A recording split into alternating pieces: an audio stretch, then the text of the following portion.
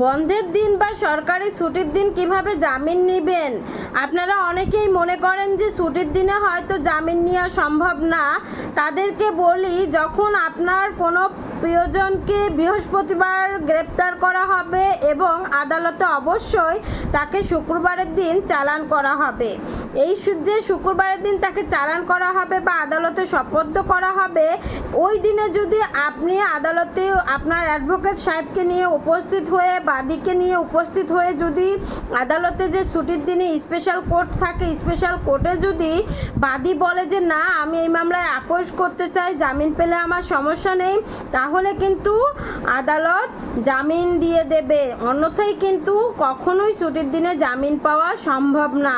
শুধুমাত্র শুক্রবার বা ছুটির দিনে, সরকারি ছুটির দিনে জামিন পাওয়ার এটাই একমাত্র উপায়, যে বাদী উপস্থিত হয়ে যদি আপোষ করতে চায়।